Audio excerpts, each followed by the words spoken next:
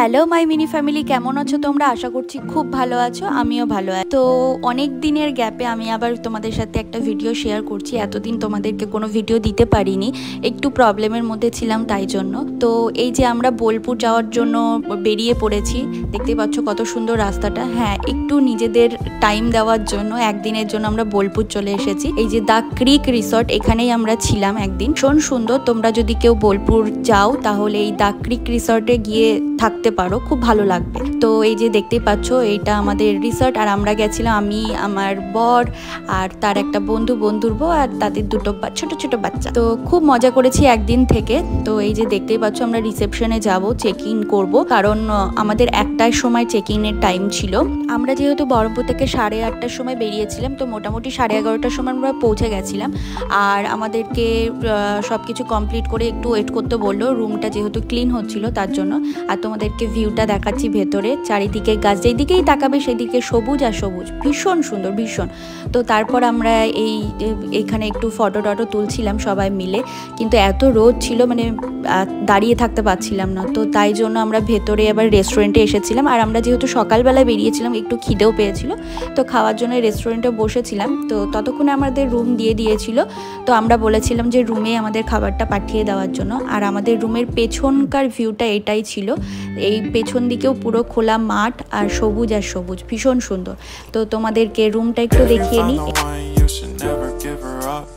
I think it's the way life changes when in love, yeah. I surround my soul with the positivity. That's why I don't worry about the things that I don't see, yeah. These days I don't worry about much. I think we should have some more fun. I still dream about the days when we were young. I'll take a hit and still finish in one, yeah, yeah. Oh, oh, oh, oh. Memory lane isn't that too far away from our hearts, yeah, yeah. The ones we keep close, we should never let go. So tell me who you love, baby. Take a moment to unwind, fix yourself and realign yourself with the world, baby. Breathe slow, baby. তারপর আমরা একটু fresh হয়ে খাওয়া দাওয়া করে ready হয়ে বেরিয়ে পড়েছিলাম সোনাঝুরি হাট যাব বলে। আর আশেপাশে টুকটাক যদি কোথাও দেখার থাকে সেগুলো দেখবো বলে বেরিয়ে পড়েছিলাম। কিন্তু এত রোদ ছিল, এত গরম ছিল, মানে তোমাদেরকে বলে বোঝাতে পারবো না। এখন তো প্রচণ্ড গরম পড়ছে তোমরা সব দিকেই, তোমরা সবাই জানো। সেই গরমের মধ্যেও আমরা আনন্দ করতে করতে সবাই মিলে সোনাঝুরি হাট গেছিলাম। আর বোলপুরের সব থেকে ফেমাস তো সোনাঝুরি হাট, তো সেখানে যাব না, শপিং করবো না, এটা তো হতে পারে না। তো তারপর সবাই মিলে আমরা গাড়ি করে বেরিয়ে পড়লাম সোনাঝুরি হাটে। এই যে পৌঁছেও গেছি। তো ঢুকেই আমার এত ভালো লাগছিল, চারিদিকে শুধু জামা কাপড়, জিনিস, মালা, কানের জিনিসপত্র দেখে আমার মনে হচ্ছে কোনটা ছেড়ে কোনটা নেব। কিন্তু এত গরম ছিল, বেশি আমরা ঘুরতেই পারিনি।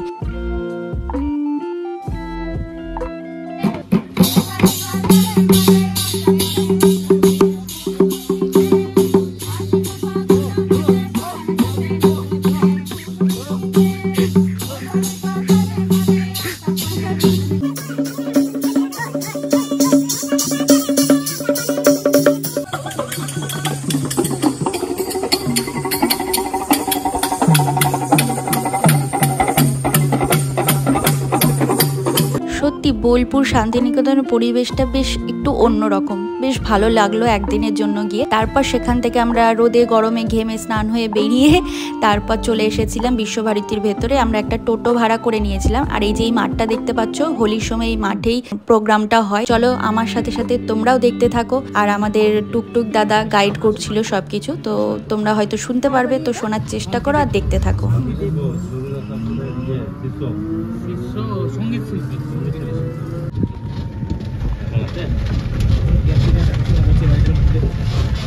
প্রতীচি, এই বাড়িটার নাম ট্রাস্ট করা আছে প্রতীচি। এটি সেন্ট হচ্ছে ওনার বাবার নাম আশুতোষ সেন। অমর্ত্য সেন যখন আর অমর্ত্য নামটা রবীন্দ্রনাথ ঠাকুর দিয়েছিলেন।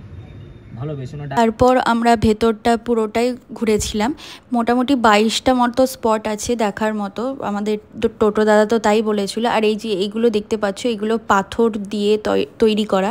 ওই দাদাই বলছিল, টোটো দাদা, যে লোহার স্ট্রাকচার বানিয়ে তো ছুঁড়ে ছুঁড়ে পাথর দিয়ে করেছিল, তাই জন্য ওটা স্মুথ ফিনিশিং ছিল না। তারপর টোটো দাদা আরও অনেক কিছুই বলেছিল যেগুলো আমার এখন মনে নেই। তো এটা হলো মিউজিয়াম, আমরা চলে এসেছিলাম মিউজিয়ামের ভেতরে আমরা গিয়েছিলাম। তো এখানে 70 টাকা করে টিকিট নেয়। তারপর এই যে মিউজিয়ামের বাইরেটা এরকম ভীষণ সুন্দর, গাছ আর গাছ।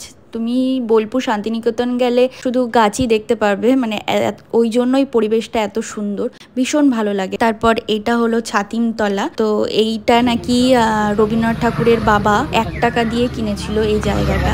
অবশ্য তখনকার দিনে 1 টাকার মূল্য প্রচুর, তোমরা সবাই জানো। তো যাই হোক, আরও অনেক কিছু দেখেছিলাম, তো দেখতে থাকো তোমরা।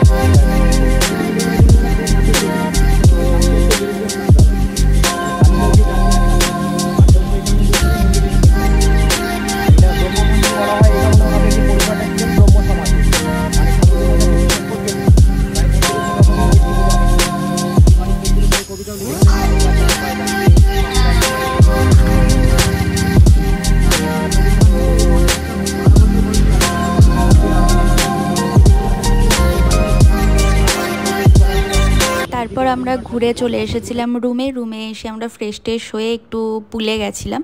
তো যাই হোক, এটা আমাদের রুম থেকে রাতের ভিউটা ছিল, খুবই সুন্দর। তো দেখতেই পাচ্ছ, আমাদেরকে সাজেস্ট করব তোমরা যদি বোলপুর যাও একবার হলেও এই রিসোর্টটায় গিয়ে থাকতে পারো। তো পরের দিন আমরা রেডি হয়ে বেরিয়ে পড়েছিলাম বাড়ি যাওয়ার জন্য। তো আমাদের হঠাৎ ডিসাইড হলো যে আমরা একটু বাড়ি যাওয়ার আগে পাথরকুচি হয়ে বাড়ি যাব, যেহেতু আমাদের হাতে টাইম ছিল সারাদিন, তার জন্য। তো সবাই মিলে বেরিয়ে পড়লাম। আর এখানে খেজুর দেখো, তোমরা কে কে খেজুর খেতে ভালোবাসো অবশ্যই কমেন্ট করে জানিও। আজকের মতো ব্লগটা এই পর্যন্তই। যদি তোমাদের ভিডিওটা ভালো লেগে থাকে একটা লাইক করে দিও, আর যারা নতুন দেখছো একটু সাবস্ক্রাইব করে দিও প্লিজ। তোমাদের সাপোর্ট আমার খুব খুব দরকার। তো দেখা হচ্ছে অন্য কোনো ভিডিওতে। সবাই ভালো থেকো, সুস্থ থেকো।